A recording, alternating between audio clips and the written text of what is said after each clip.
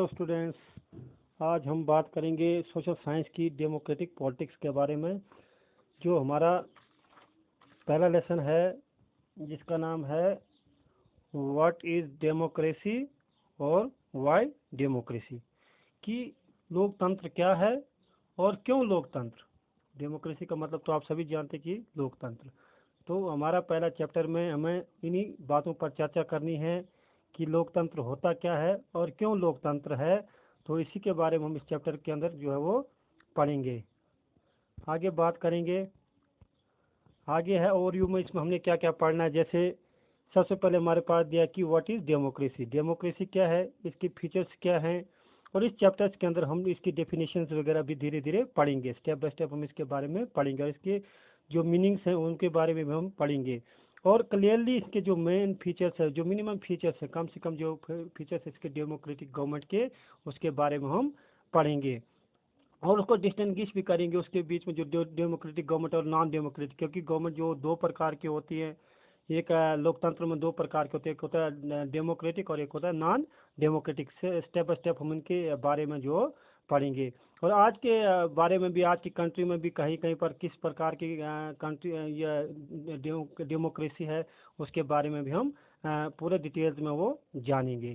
तो आगे सबसे पहले हमारे पास क्वेश्चन तैयार होता है कि डेमोक्रेसी क्या है। पहला आपका क्वेश्चन बन जाता है, क्योंकि हमने अगर पढ़ना है तो हम उसमें डिटेल्स में जो है वो जाएंगे।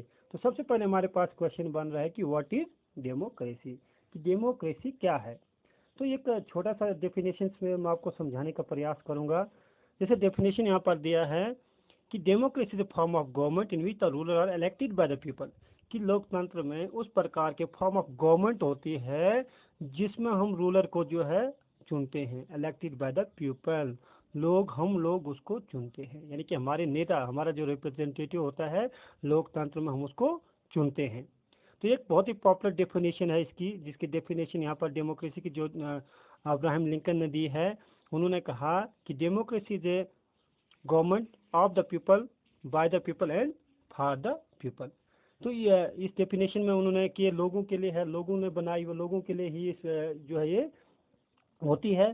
तो आगे अगर हम डेमोक्रेसी की एक और छोटी सी इसके ग्रीक वर्ड में अगर हम इसको देखें, तो जो डेमोक्रेसी जो है वो ग्रीक वर्ड से बना हुआ है। एक लैंग्वेज है जिसमें इसको बोलते हैं डेमोक्रेटिक, डेमोक्रेटाई।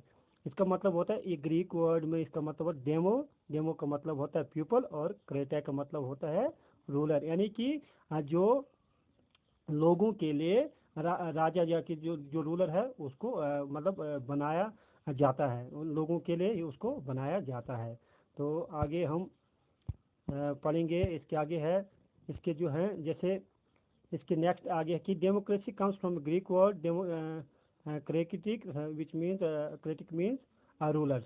तो आगे है कुछ इसके features, some features of democracy. कुछ इसके फीचर्स हैं, विशेषताएं हैं, उनके बारे में हम पढ़ेंगे कि किस लिए होती है, क्यों हम जो हैं डेमोक्रेसी बनाते हैं, या लोकतंत्र में हमारा क्या योगदान होता है, क्या क्या इसके फीचर्स होते हैं, उनके बारे में भी हम पढ़ेंगे। तो सबसे पहला पॉइंट हमारे पास है कि final decision making power rest with those elected by the people. जो फाइनल डिसीजन होता है, जो भी कोई निर्णय लेना होता है, जो पावर उनके पास ही होती है, तो जो जो हम लोग चुनते हैं उनके हाथों में होती हैं। जैसे अगर हम सिंपल एक एग्जांपल दें, जैसे गांव का सरपंच है, वो हमारा जो होता है एक रिप्रेजेंटेटिव होता है, जिसको हम गांव के वेलफेयर के लिए चुनते हैं। या हमारे वार्ड के मेंबर्स हो गए, उनको हम चुनते हैं कि हमारे वार्ड के अंदर जो है जी कोई भी डेवलपमेंट का काम हो उनके थ्रू किया जाता है। दूसरा पॉइंट है यहाँ पर, it must be based on free and fair election.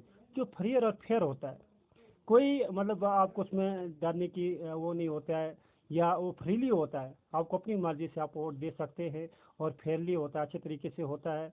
उसके बाद तीसरा पॉइंट है, each adult citizen must have one vote and each vote must have one value. यानी कि जो भी व्यक्ति है, यानी कि अडल्ट का मतलब हो गया जिसकी उम्र 18 साल से ऊपर है, जिनकी आयु 18 साल से ऊपर है, वो जो है उनको एक वोट देने का अधिकार है, ईच एंड वन वैल्यू, और इस वोट की जो वैल्यू भी होती है। आगे आ गया जी लास्ट पॉइंट है, it should rule with in limited set bye constitution law and citizens right. इसके अंदर भी कुछ जो है लिमिटेशंस होती हैं। कुछ बंदिशें होती है, जैसे कि कुछ कानून होता है और सिटीजन का जो अधिकार होता है वो सब कुछ इसमें दिया हुआ होता है।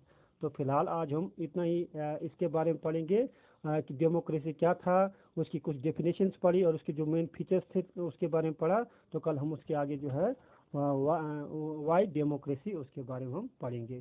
धन्यवाद।